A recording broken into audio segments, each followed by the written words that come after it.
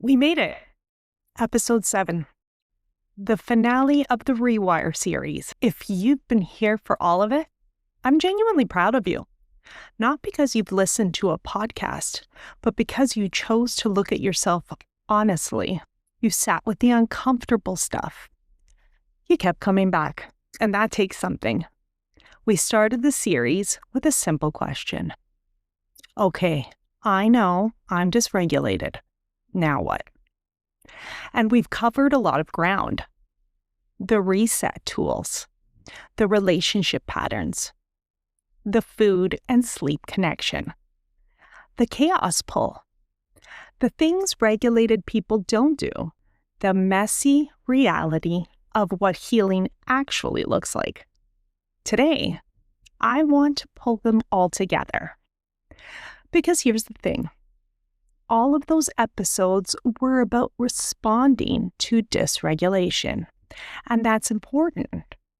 But the deeper work, the real work, is building a life where you're not starting from dysregulation in the first place. A life that your nervous system actually feels safe in. That's what today is about. I'm Cristina Perri, and welcome back to another episode of Smile Sessions. There's a difference between managing your nervous system and designing a life that supports it. Managing looks like, I'm anxious, so I'll breathe. I'm triggered, so I'll reset. I'm overwhelmed, so I'm going to take a walk. All of that is valid. All of that is necessary. We covered all of that in the series. But building looks like what in my environment is constantly activating my threat response?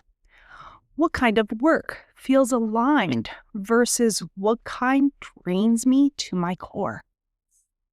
What rhythms and routines help me to stay grounded? Where am I still shrinking to keep other people comfortable? Managing is the emergency tool. Building is the architecture. Most of us spend all of our energy managing because the building requires harder questions.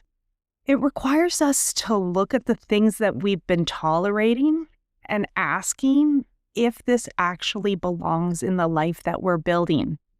Your relationships are the single biggest variable in your life. The people that you spend time with, they either co-regulate you or dysregulate you. And that's not a small thing. Co-regulation is what happens when you're with someone calm and you feel calm. When you're with someone safe and something in you exhales. It's biological. Your nervous system literally syncs with the people around you. The opposite is also true. You know the person, perhaps a family member, coworker, old friend, where you leave every interaction feeling worse than when you started? Tighter, more anxious, more like a smaller version of yourself? Building a life your nervous system feels safe in means getting honest about this. Not necessarily cutting everyone out, although sometimes that is the answer, but at minimum naming it, understanding why, and making conscious choices about how much your nervous system's resources you're giving out to relationships that deplete you. And on the flip side, investing in the relationships that regulate you. Calling the friend who makes you feel like yourself. Building more of those moments. That's not a luxury. That's maintenance. Your physical environment affects your nervous system more than most of us realize. Clutter activates low-level stress. Noise pollution keeps your system on alert. A space that feels chaotic creates a nervous system that feels chaotic. And a space that feels calm, that signals safety. I'm not saying you need a perfectly curated home. I'm saying Is there one thing in your physical environment that you can change this week that would make your body feel a little more at ease? For me, it was my mornings. I realized they were chaotic. The phone immediately, rushing around, and I was starting every single day already activated. Changing that changed everything. Protecting the first 30 minutes of my morning as mine before I gave it away to anyone else. That was a nervous system decision. What's yours? I talked about this in a different episode. This realization I had that I never actually liked any of the jobs that I had, that it was always the people, never the work itself. I'm not going to tell you to quit your job because that's not always possible, but I am going to ask you, does your work feel like something you're building or something you're surviving? Because a nervous system in chronic survival mode at work is not just an inconvenience, it's cortisol. It's inflammation. It's the kind of depletion that seeps into every other area of your life. And I want to offer something that might be radical. You are allowed to want to work that feels like you, not just work that pays the bill, although it does matter.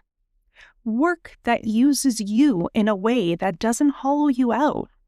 You don't have to solve that today, but you can stop pretending that what you feel at work doesn't matter. Regulated people have rhythms, not rigid schedules. Rhythms. Patterns that their nervous systems can predict and therefore relax into. Sleep at roughly the same time. Eating at regular intervals. Some kind of movement, some kind of quiet, some kind of connection.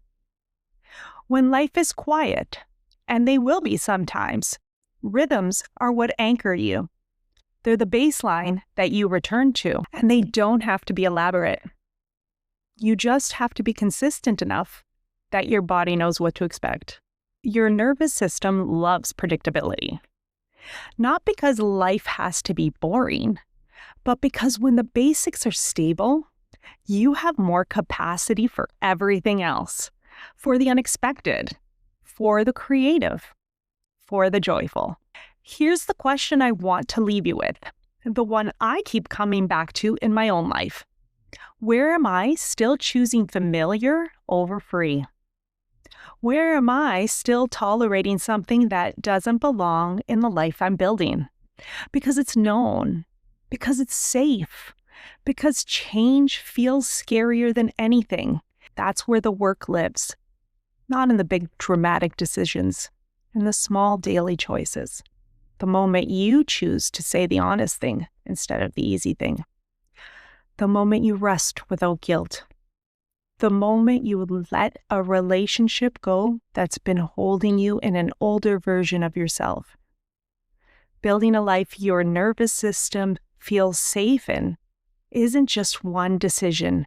It's 1,000 small ones made from intention, made from alignment, made from the belief that you are allowed to feel safe, not occasionally, but as a baseline. You are allowed that. This is the end of the Rewire series, and I'd like to say, genuinely, thank you.